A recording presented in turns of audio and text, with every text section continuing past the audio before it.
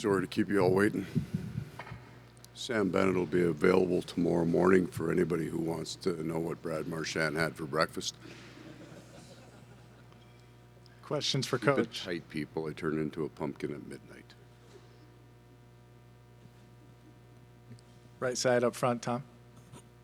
I'm going to ask you about Sam Bennett then, because I appreciate that. he broke a record for most goals on the road in the playoffs. How is he doing? Is there something about his game that he's scoring more on the road, and just how important has he been to your road success as a team in the playoffs? Well, tonight was 12, was it not?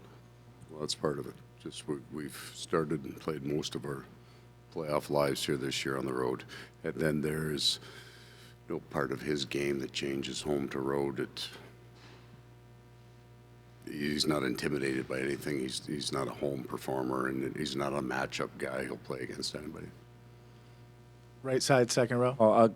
Brad Marchand and Corey Perry, they're not old for the earth, but they're old for the NHL. What is it when you see guys like that, specifically Marchand, sort of still be able to perform and produce at their ages? Oh, I think we're coming into an age of that. These men now that have come into the league probably post-2000, after that, the fitness level, the sports science that goes into it is just completely different than when I started. So you're going to see two things that have changed. 2006, the rules changed so younger skilled players could play early, and the science that's changed over the last 20 years will allow these players to recover faster.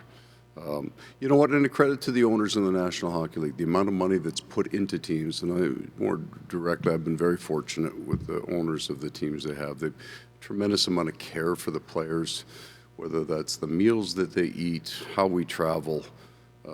There's a lot of money that goes into allowing these players to play. So the old guys and the young guys benefit from the rule change, and they're better fit, conditioned athletes over their entire lives. Left side, third row. Got a problem with your mic there, big boy? That's right. We'll just keep this between the two of us. Gustav Forsling, just in all the plays he killed tonight and the stick he had, just disrupting Edmonton's attack so often. I agree. So he's one of the elite skating defensemen in the league. Most elite skating defensemen have a completely offensive bent. Right, so that if you skate that well as a young man, you're put into offensive situations. You become a power play guy. But he's just taken that skill and applied it to the defensive side of the game. And to fully appreciate, you'd have to be down at ice level to see how fast Connor McDavid is and Leon Draisaitl. They've got a very fast team, but he excels in that game. Right side, third row. Paul, Nate Schmidt and Brad Marchand had run-ins earlier this season. What's allowed Brad to just together? Yeah, on the ice when he was in Boston. Oh yeah. Yeah. Anyways, what's allowed Brad to just seamlessly fit into this group, and what's it like watching Brad Marchand score big goals for the Florida Panthers? Brad's an honest man, and that's why he fits in our room. He loves the game. He loves the people around him. He's very open, very gregarious, so it just fits right in. Completely accepted. An incredibly positive human being. He's up and down our bench all the time, just pumping tires, staying the fight. But he is going to be you'll have to ask Sam Bennett, but he is going to be the same way at breakfast tomorrow morning, right? He's just going to be jacked, high-fiving everybody at the tables. So Sam will tell you. Right side, second row. I guess just building on that, Paul, Matthew Tkachuk was marveling at the Brad Marchand he sees between periods, saying how he doesn't really sit still. What have you observed from Brad between periods? Well, I get all those stories secondhand because I don't hang out in the room very much. But I have heard that consistently. Some players, but trainers, right, medical guys, the guys that are around in the room where the players are open with them.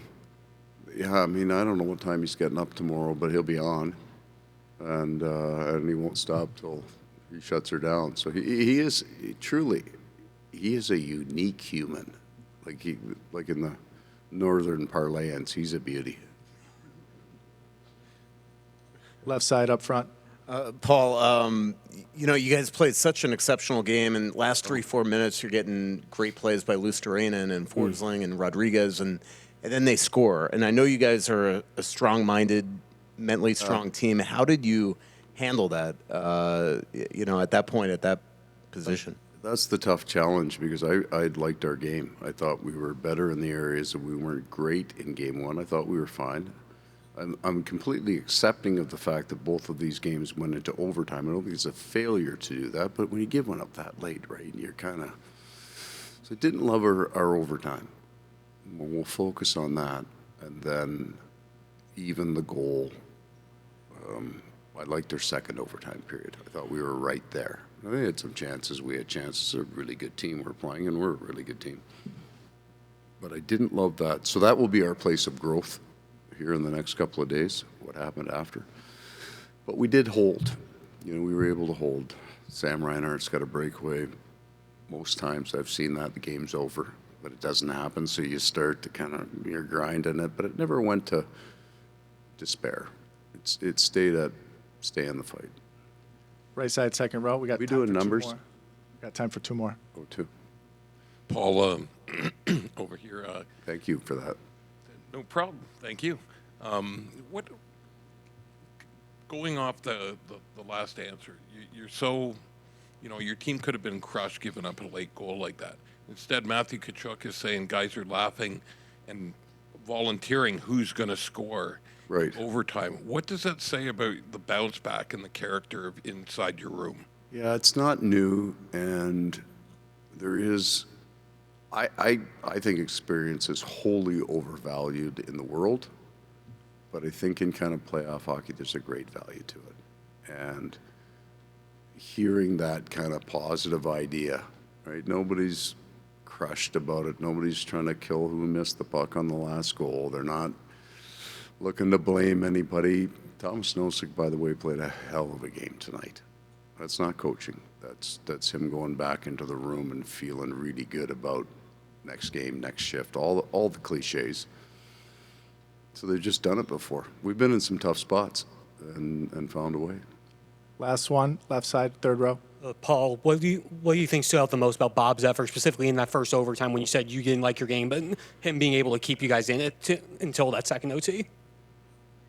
I don't think that we talk about the two goalies enough in this series, right? Like, there were some good saves made at both ends, high-end saves. I mean, there's some world-class shooters here, and there's some stuff that just doesn't quite go in. But you watch that tight on video tomorrow, you're going, oh, that was a hell of a save. Like, that's the changer. Both goalies have been outstanding in this series.